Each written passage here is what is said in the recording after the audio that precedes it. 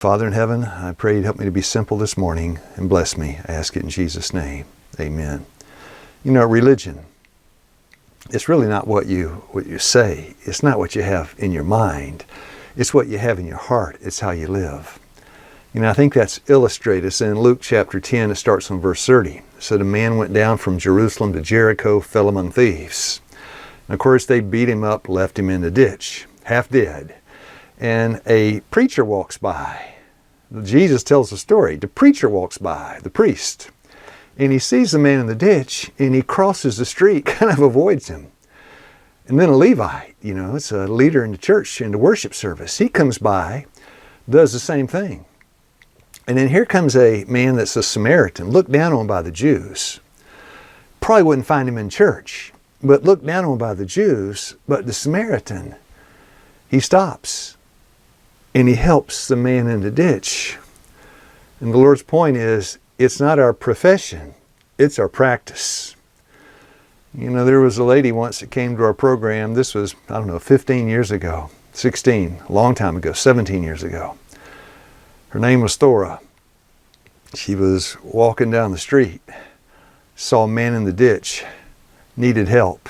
He was dying. And the man was her father. And her name was Thora. She was from Iceland. She was a guest in our patient program and gave me a real insight on what constitutes true religion. So this is one of those things where, as I witnessed it, I was just baffled by the whole thing. A lady came to our program.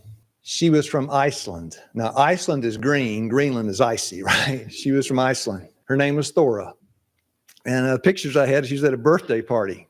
Now, I had a picture I was going to show you. I can just tell you, though, big comfortable recliners in our little lecture room. And I was doing some of the health lectures. Nice chairs, nice sofa. Thora came the first day. I knew her name by now. I said, good morning, Thora. But she was dragging a chair, a hardback oak chair, from the dining room table. And she pulled the chair in and set the chair down and sat in the chair instead of the recliner or the sofa. And I thought, what's wrong with her? Next lecture, did the same thing. Next morning, the same thing. Then Darlene, talking to Thora, woman to woman, she told me what the problem was. That Thora had donated one of her kidneys, and it was uncomfortable to sit in a soft chair.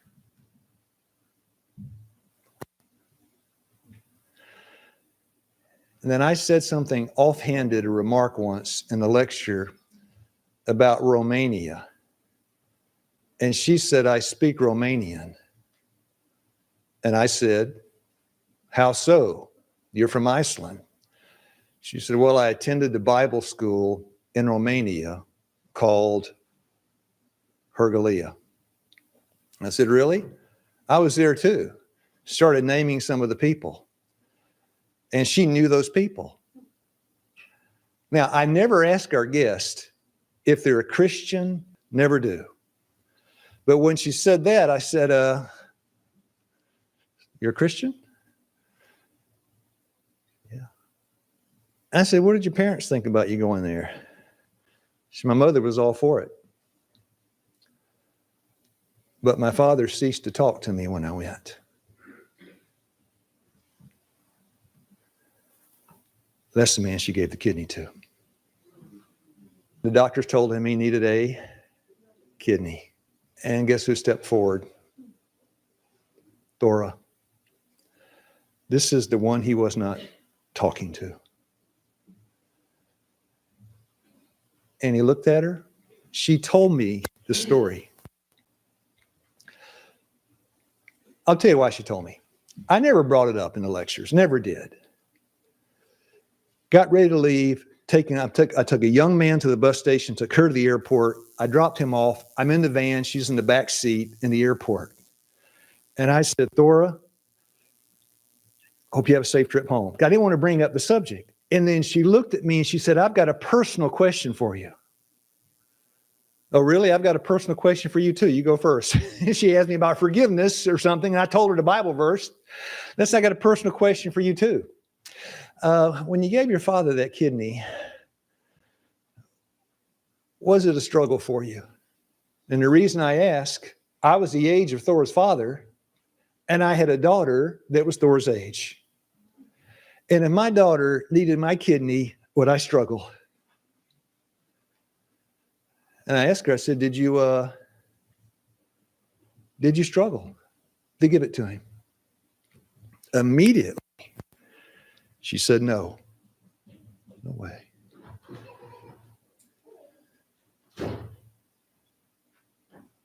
And she said, but he sure struggled to take it and told the doctors he would not.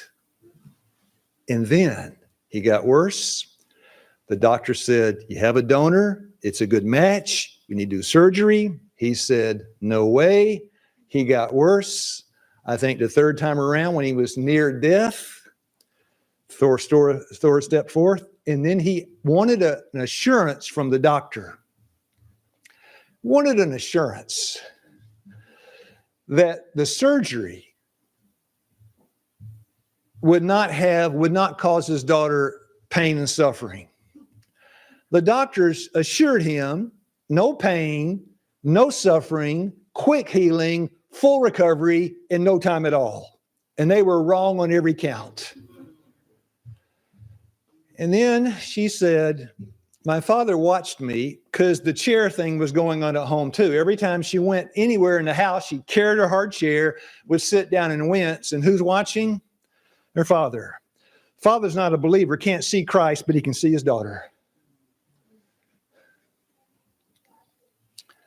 And then I asked her, I said, well, does he talk to you now? And she said, oh, yes. Oh, yeah. We are now. Yeah. Thora had abided by the fifth commandment. What does it say? And what greater honor is that than to be willing to give your life for your father? Because our Father, 2 Corinthians 5:19, to wit, God was in Christ, reconciling the world unto himself. Well, is there some pain and some discomfort in following God? Plenty. Is there some pain and discomfort in being in the world? Plenty. Remember what Jesus told Peter, Matthew 8, John 18:36, my kingdom is not of this world. Verse 11, if my kingdom were this world, my servants would fight. He told Peter what? Verse 11, put up the sword. Peter said, why? 26:52 of Matthew, if you live by the sword, and I don't want to die. If my wife dies before I die, I want a Romans 8:24, you're saved by hope. I want to have a hope of reunion. Don't you? And that's what Thora told me. She said, if my father dies, I have a hope of seeing him in the kingdom of heaven. And you gave him your kidney. So I told her I was going to a meeting, an ASI meeting at Wildwood or something. I'm letting her out of the car. I miss her. What a testimony. I'm letting her out of the car. I said, Thora, I'm going to this convention. I want to share your story. Do I have your permission? She says, yes. You can share my story under one condition. And I just shared her story. So I've got to do what she told me to do. She said, under one condition. Anytime you ever share what I told you, you make sure you tell the people, I quote, I'm no angel. She said, tell them I'm no angel. So, dear friends, Thor said, she's no angel. You know, friends, that was 15 years ago, but I remember it as if it were yesterday. Thor made a real impression on me. Hope to see her in the kingdom of heaven. I am thankful that the good memories we acquired down on this earth, we take with us to the eternal kingdom above. God bless you, my friends, and give you a peaceful day.